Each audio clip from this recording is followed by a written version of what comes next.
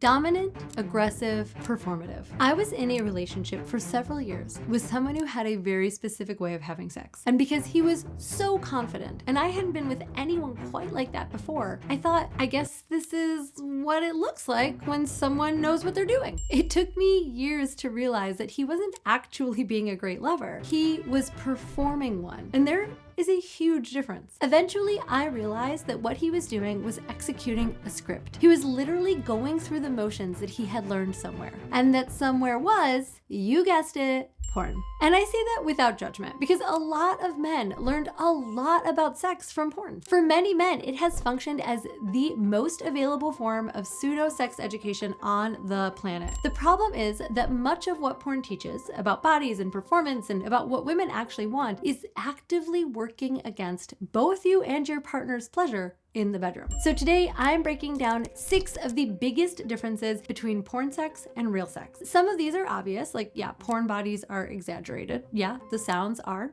fake, but some of them are much more subtle. And what performers often have to do behind the scenes just to make these scenes physically possible. 1. Performance versus presence. Let's call it what it is. Porn is a performance. Every angle, every sound, every expression is optimized for the viewer watching on a screen. The camera is always on and everything is choreographed for the show. In other words, it's kind of the opposite of two people connecting and just going on a journey of finding pleasure moment to moment. But a lot of men show up for real sex performing for a camera that isn't there. Rather than connect, they find themselves monitoring, executing moves, chasing the outcome of a loud, explosive finale. And what women feel on the receiving end of that is exactly what I felt with my ex-partner. Rehearsed, exacting, mechanical. Like you're a prop in someone's performance and they're going for the Oscar every time. And this really matters, especially if you want to be good in bed. Research on sexual mindfulness shows that presence and attunement, aka being genuinely in the room connected to your partner, predicts satisfaction for both people more reliably than technique. That means that you can be an expert in technique, but if you're missing the ability to be present and connected with your partner, she's still going to struggle to get there. So learn presence first and then technique second. Just like I said in my video on how to give epic blowjobs, enthusiasm can make up for a lack of technique, but technique can never make up for a lack of enthusiasm. I had a couple who came to me for coaching who described it this way. He said that he felt he was always outside of his experience watching himself. And she felt like she wasn't co-creating the experience. She felt like it was happening to her. Like he could do the whole thing with a blow-up doll instead and it wouldn't change much. That is the gap. And that is not about skill. That is about whether or not you're in the room. And once you understand that, the next problem becomes so much clearer. Number 2 is scripted aggression versus actual desire. I want to start with a number that's really worth sitting with. 88% of popular porn scenes contain physical aggression directed at women, primarily spanking, gagging, and slapping. And her response is almost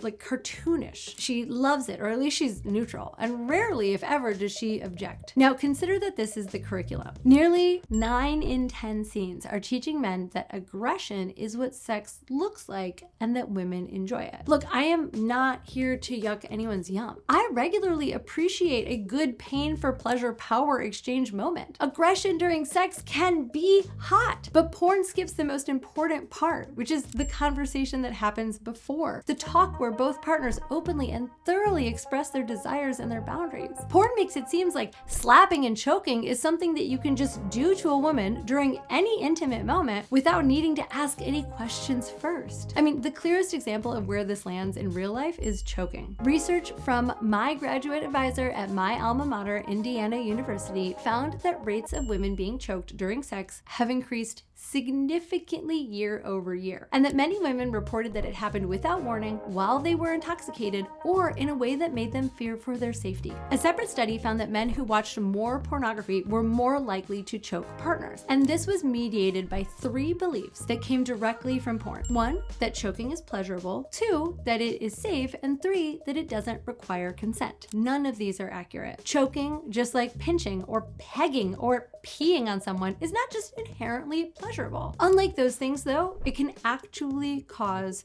real injury and risk of death. It absolutely requires explicit, enthusiastic consent, which can only be discovered through conversation before the moment. Again, I want to be clear. I'm not saying that this kind of dominance and intensity are not things that women want. I have wanted them and enjoyed them myself. They absolutely can be. But what porn portrays isn't dominance. It is aggression dressed up as dominance. That's not a coincidence. It's there to get you to consume. Women can feel the difference immediately. Now let's talk fake orgasms versus real pleasure. The data shows us that heterosexual men orgasm about 95% of the time during sex with a familiar partner, and heterosexual women come in closer to 65%. Now, that gap is not because women's anatomy is less orgasmic. In fact, it is far more orgasmic. It is because the kind of sex that porn centers and the kind of sex that a lot of folks are actually having is not the kind of sex that is most likely to make a woman come. Porn centers penetration and the male experience is because it is primarily built for a male audience, which is the least reliable way to produce an orgasm in a woman. Based on other research out of IU, only about 18% of women orgasm from penetration alone. For most women, orgasm is much more likely when clitoral stimulation, either direct or indirect, is part of the experience. So,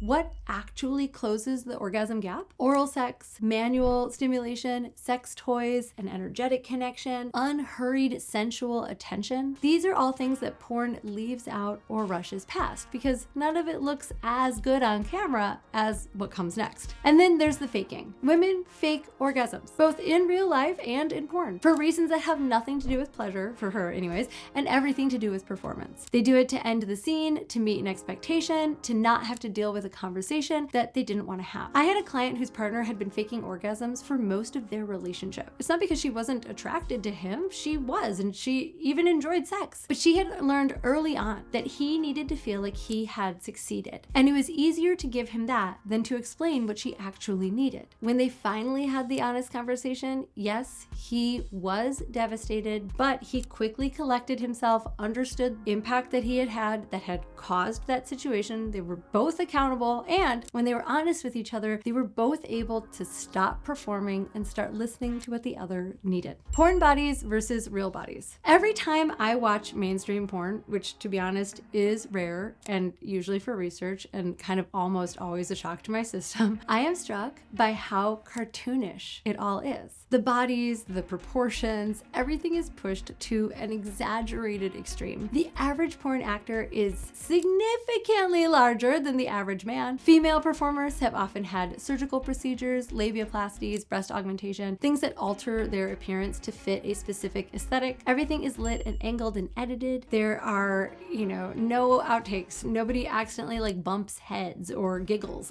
or farts. Nothing is awkward. And research consistently shows that this takes a toll. Multiple studies have found that increased pornography exposure is directly linked to greater body dissatisfaction and lower physical self-esteem in men, specifically around penis size. Men who frequently watched porn were more likely to report penis size dissatisfaction, not because they were smaller, but because the reference point had shifted to something that was never representative of reality. It's like spending all of your time in a bougie neighborhood where everyone drives S-classes and Range Rovers and 911s and G-Wagons, and then suddenly your perfectly functional CRV starts to feel a little embarrassing. But that's not because there's anything wrong with your CRV. It's because your comparison pool got kind of ridiculous. Now, what does that mean in the bedroom? Men carry a low-level self-consciousness about their bodies, and that interrupts their ability to be present. Women, who often know that their partners are watching porn, have their own comparison anxiety. We've all wondered whether the bodies in porn are what our partners actually want when it comes to sex. And at the end of the day, neither person feels like enough, because real sex involves real bodies. Bodies that will look different depending on the lighting and the angle and whether you ate a burrito that day or had a baby or you're tired or sick. Bodies that are imperfect and specific. The fluidity and imperfection of real bodies is not a problem. They're actually the things that make intimacy real and interesting. And that distortion doesn't just stop at appearance. Porn doesn't just warp what we think bodies should look like. It warps what we think bodies should be able to do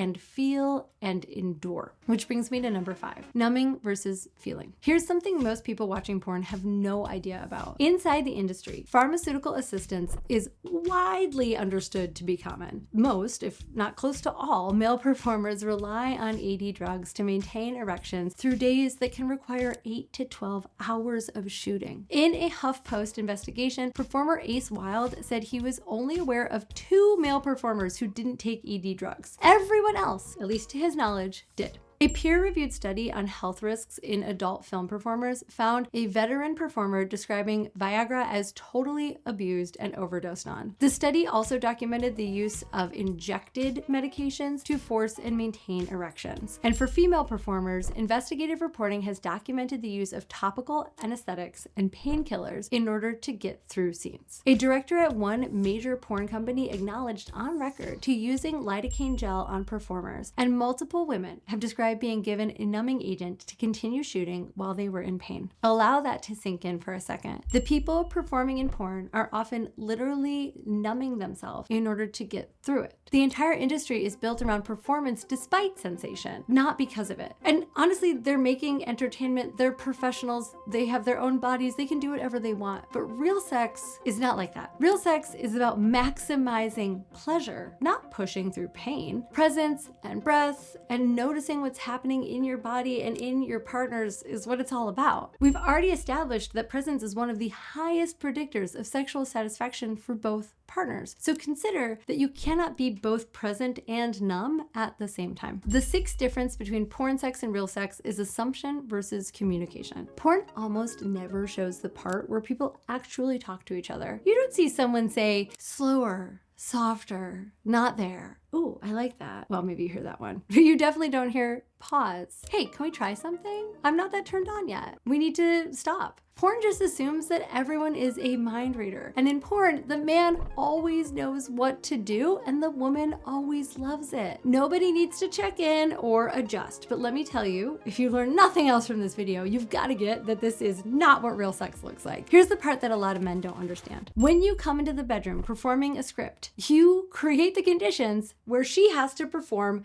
the other half of that script. And it's not because she's fake or because she's dishonest or because she's a gold digger or whatever. If she likes you, if she doesn't want to hurt your feelings, if she doesn't want to ruin the mood, her instinct may be to go along with it. And that's if she's conscious of it or not. When you play one role, you force her into the opposite role. You make her the supporting actor in your scene. Therefore, she ends up moaning when she's not really feeling it. She lets something continue even though it doesn't quite work for her. She plays the role that she thinks you're asking her to play. And before either of you realize it, you're locked into a sexual pattern that neither of you consciously chose. This is why communication isn't some boring extra credit assignment for couples who have lost their spark. Communication is what makes sex hot and specific and alive and real. The goal is not to be so good in bed that you never have to ask questions. That's not a real achievable goal. If I was to give you a goal, it would be to be so present and so grounded and so responsive that she feels safe enough to tell you the truth, even when it's something that you don't want to hear, and that she feels turned on enough to show you what it is that she actually likes and wants. So look, none of what I said in this video was meant to shame porn stars, porn creators, porn directors. I have many friends that work in the adult industry and are working very hard to create amazing content for people like you to enjoy. And this isn't about shaming you for watching or even telling you what to watch. I wanted to create this to give you an honest picture of what the woman in front of you who you're with or could be with in the future is actually experiencing, and what changes when you begin to slow down and show up as a person instead of a performer. You might think that we've had this whole conversation about making sex better for women, but actually this is about making sex better for you as well. A lot of the men who have come to me for coaching and we have gone through this exact equation and understanding and work together started having sex that they enjoyed a lot more, because real sex is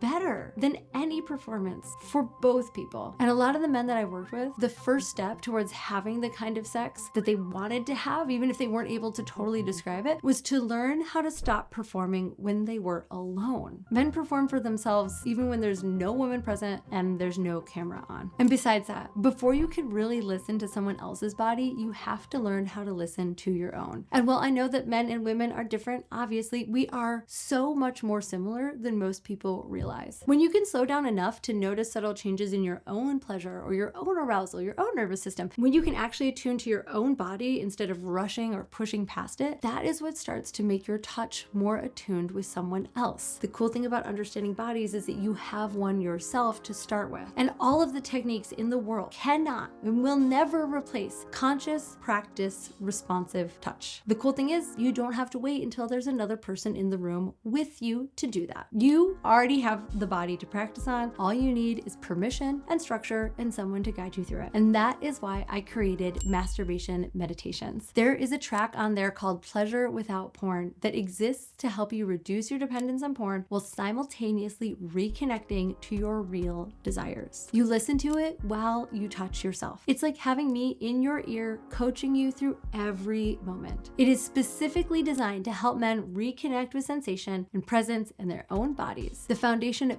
everything that we talked about here today. It's over 4 hours of intimate coaching, 12 tracks, professionally recorded, completely private. And there's a 90-day money-back guarantee. So if you are curious, the link is in the description. And if you want to work through any of this in one-on-one coaching, the link is there for you to apply as well. We would love to work with you. I'm Caitlin B. Thank you so much for tuning in. Write in the comments anything that you learned today that surprised you, and I'll see you here next week.